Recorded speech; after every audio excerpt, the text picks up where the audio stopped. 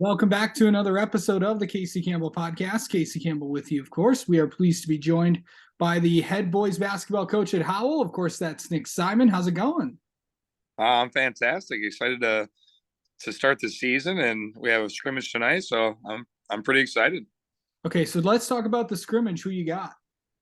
Lake Fenton. So the old girls varsity assistant at Howell, who is the teacher Tyler Sapansky, is the Lake Fenton boys varsity coach now, and him and I are really good friends. So we kind of thought it'd be a good idea to scrimmage each other first, go through a little bit of practice together, and should be a good night. All right. Well, let's talk about some of the returners that are coming back for you guys. I know you lost a lot of production from last year, but overall, who's coming back for you guys? So Logan Lepic is the main guy that's coming back who played decent minutes, played in pretty much every game last year. Honestly, we don't have a ton of guys coming back that had much production last year, but I don't even know if it's the worst thing ever either. I think there's a lot of guys who are very talented and really committed to doing things the right way, and I'm pretty excited about who we have. Yeah, it just seems like every year it doesn't matter who's on the team, you always find a way to get wins on the board. But talk about some of the players to watch and some of the names that will be out there for Howell. So obviously Logan will do a good job this year as a returning senior, and he's a great leader and was a unanimous captain pick. But I think Jalen Hicks, a junior point guard, is going to really surprise some people offensively and defensively.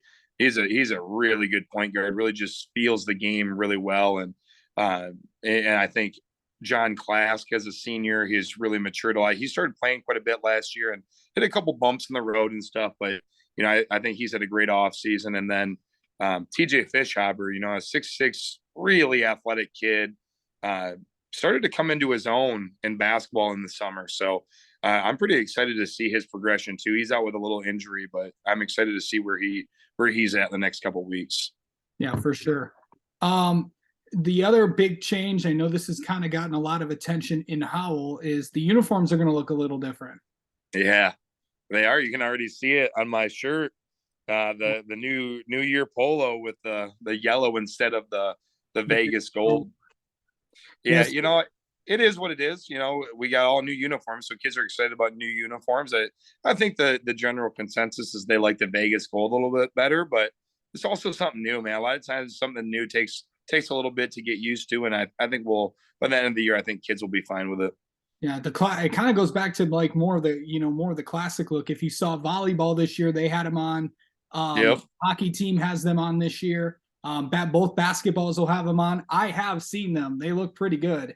Yeah. So it's and obviously fun and exciting. Kind of gives that classic look. I know alumni from the past when I was talking to John Young, of course, the Howell athletic director. A lot of them have said it kind of brings the classic look back a little. Yeah. Bit. So it does. We went like a 10-year transition to the Vegas gold, and everybody was kind of bought into that, and we transitioned back. But again, you're right. It brings back a lot of the tradition from like the 70s and stuff. I know a lot of people I know that are on my coaching staff and stuff have, said they enjoy it and things like that. So, it'll be good. Hopefully it's not a major focus. I think we have a lot bigger things to worry about. Hopefully the kids don't get too worried about how they look in their uniform. yeah, it's that's more for that's more for me. Yeah. So, let's talk about your team so far. What I know you'll find out a lot in your scrimmage tonight, but overall, what do you like? What do you see from them? Well, one thing about kind of starting fresh like this with a whole group of guys, we have a lot of 5 guys coming back, but nobody's got a ton of game experience. So it's kind of a fresh slate in that way. It's kind of nice because everybody's just a sponge right now, soaking up everything, trying to learn what it's going to be like to be ready to be on a varsity court on a Tuesday and Friday night. So I think there's a lot of kids who are just full on listening and trying to grasp what it's going to mean to be playing 10, 15, 20 minutes in a varsity game. So that part's been great. And our defensive effort has been really good. I think we have 4 or 5 guys who can really D up man to man and as a team. So I'm really looking forward to, a potential increase in our defensive ability. All right. Let's talk about the league this year. I know that the kind of the it's the KLAA, especially on the west side, it's up for grabs this year. It's lots of guys are going to be in, lots of teams are going to be out there. Obviously, you got to look out for the Cantons, the Northvilles, and Brighton is supposed to be pretty good. You guys are supposed to be solid as well. It's going to be an interesting year in the league.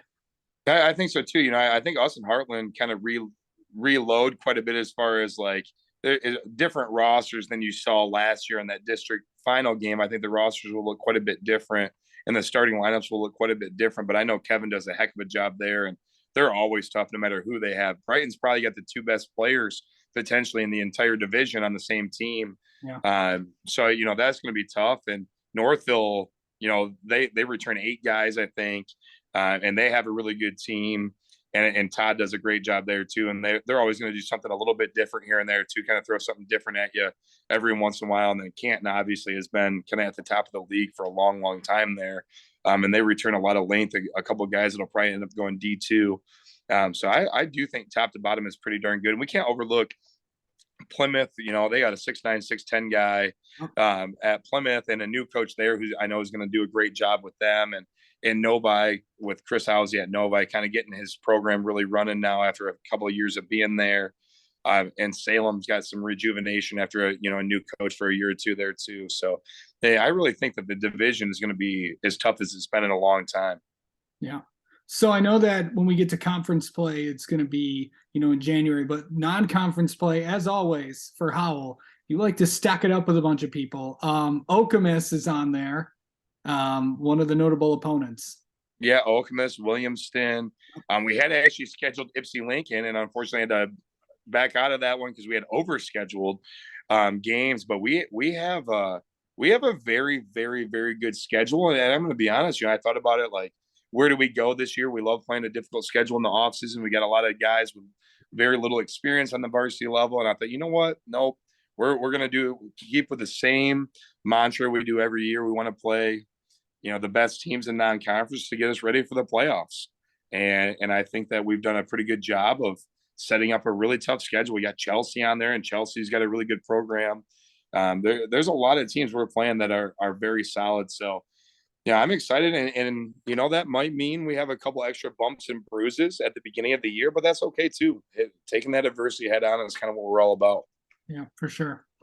And just and just with the scrimmage tonight, and also in those you scheduled a tough game. Of course, you said Williamston, Okemos, a lot of the teams from Lansing area. Of course, also all the other crossover games as well. More toward the before we get into conference play, and also not a lot of practices to kind of start the year as well.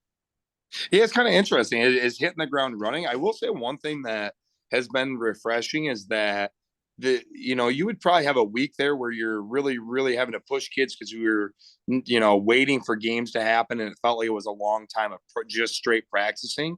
So it's kind of easy. I mean, we only went 1 week with just practices, and now we're already scrimmaging twice this week, and then games start next week. So that part, like, kids are kind of hitting the ground running, knowing that games are happening right away. So I think the focus has been better. So I don't know. Sometimes you practice too much and the quality declines. And I don't think we've hit that point. So that part's been good.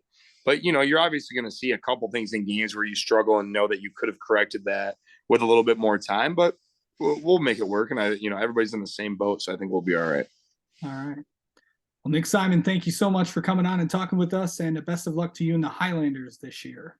We're excited to see you around. Thanks again for having me.